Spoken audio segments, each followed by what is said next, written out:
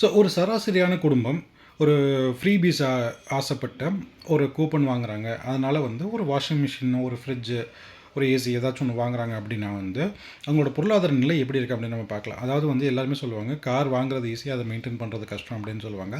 அதே மாதிரி தான் இந்த பொருள்கள் வாங்குறது எல்லாமே ஈஸி. பட் இதோட ரேட்டு, அதுக்கப்புறம் வந்து இதோட எக்ஸ்பென்ஸ் அப்படின்னு பார்த்தீங்கன்னா ரொம்பவே அதிகமாக இருக்கும். ஈவன் தோ நீங்கள் இந்த பொருளாதார நிபுணர் அப்படின்னு சொல்லக்கூடிய சில பேர் இருப்பாங்க.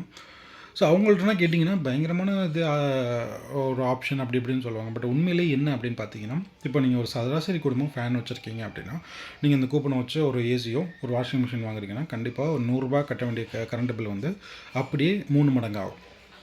என்ன ரூ. 300 தானே ஈஸியாக கட்டிட்டு போயிடும்னு நினைப்பீங்க. பட் அங்கே தான் ட்விஸ்ட் இருக்கும்.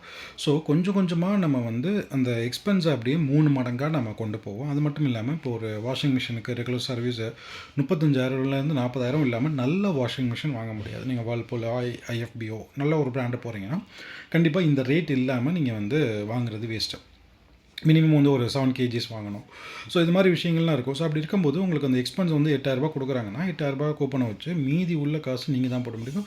கிட்டத்தட்ட ஒரு 4 மடங்கு ரேட்டு வந்து நீங்கள் உங்கள் கை காசு போடுற மாதிரி இருக்கும், இல்லாட்டி இஎம்ஐ பண்ணுற மாதிரி இருக்கும்.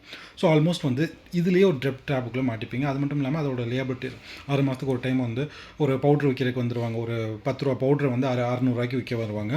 ஸோ அதெல்லாம் நீங்கள் வந்து ஃபஸ்ட் டைம் உடனே வந்து பயந்து வாங்கிடுவீங்க.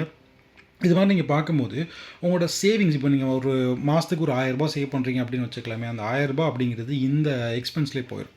இது இல்லாமல் நீங்கள் வந்து ஏசின்னு போகும்போது எல்லாமே வந்து எக்ஸ்பென்சிவான, திடீர்னு ஏதாச்சும் ஒன்று போணுச்சுன்னா எக்ஸ்பென்சிவாக தான் இருக்கும்.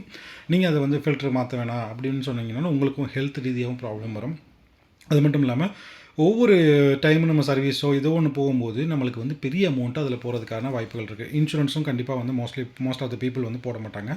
ஸோ அப்படி இருக்கும்போது நம்மளுக்கு எக்ஸ்பென்ஸ் தான் அதிகமாக வருமே தவிர நம்மளோட வாழ்க்கையோட தரம் வந்து என்றைக்குமே உயராது. ஏன் அப்படின்னா இந்த எக்ஸ்பென்ஸனால் நம்மளால் டேக்கிள் பண்ண முடியும்னு தெரிஞ்சால் மட்டும்தான் நம்ம வந்து அடுத்த ஒரு பொருளுக்கே போக முடியும். ஏன்னா வந்து காரும் அதே மாதிரி தான். கார் வாங்குகிறோம்னா நான் அந்த மெயின்டெனன்ஸை நம்மளால் பண்ண முடியுமா? திடீர்னு ஒரு ₹1,00,000 செலவு வருதுன்னா அந்த செலவு நம்மளால் பண்ண முடியுமா அப்படிங்கிறது தான் ரொம்ப முக்கியமான பாயிண்ட்டு. இதில் நீங்கள் ஆடி கார்டு வாங்குறீங்க, இல்லை நார்மல் கார் வாங்குறீங்க, அதெல்லாம் மேட்டர் இல்லை. ஸோ ₹1,00,000 திடீர்னு இன்றைக்கி செலவு வருதுன்னா அது பண்ண முடியுமா முடியாதா அப்படிங்கிறதான் கேள்வி. அதே மாதிரி வந்து இந்த பொருளோட எல்லாமே வாங்கிட்டு உங்களால் மேனேஜ் பண்ண முடியுமா முடியாதா அப்படிங்கிறது உங்களோட கேள்வியாக இருக்கும். ஸோ இது முடியும்னா நீங்கள் தாராளமாக வாங்கலாம். முடியாது அப்படின்னா வந்து அந்த கூப்பனை யூஸ் பண்ணி அதை வந்து காசாக மாற்றி ஏதோ ஒன்று பண்ணி நீங்கள் உங்களோட சேவிங்ஸை இம்ப்ரூவ் பண்ணுறதுக்கான, உங்களோட லைஃப்பை குவாலிட்டி இம்ப்ரூவ் பண்ணுறதுக்கான ஸ்டேஜஸை நீங்கள் கொண்டு போய்க்கலாம்.